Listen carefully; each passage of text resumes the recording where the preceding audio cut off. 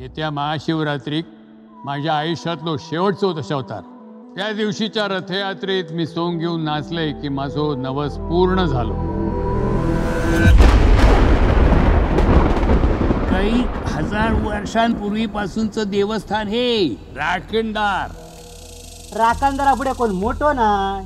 माझी आजी माका सांगा, कात्रोबाच्या रानात रात्रीचो राखणदार फिरता म्हणा. आमचा सगळ्यांचा भला करे महाराजा.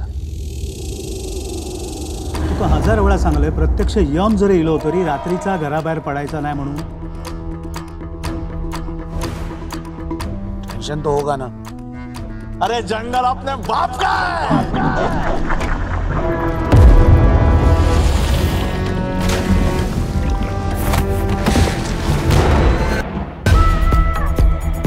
साहेब येताना एकदम खिसकीला खोपडी काय.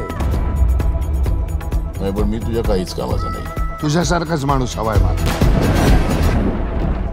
तो करताय सगळं. कोण? राखणदार. तो राखणदार तुमच्या डोक्यात आहे, डोक्यात. जंगलात फक्त जनावर असतात.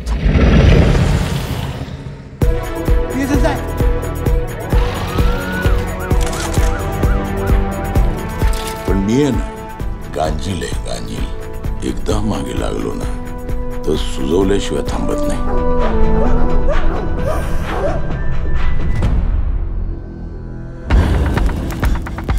अमोशाच्या रात्री हत्या झाली असा. आत्मा नाही, शरीर पण आपल्या बरोबरच आहे.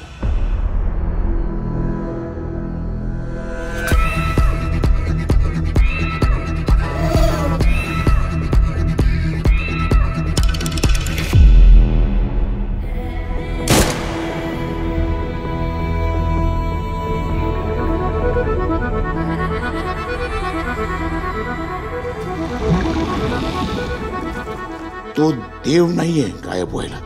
पण तो देवाचा माणूस आहे. तुम्ही जमीन बडवत बसाल आणि तो पंजा मारून निघून जाईल.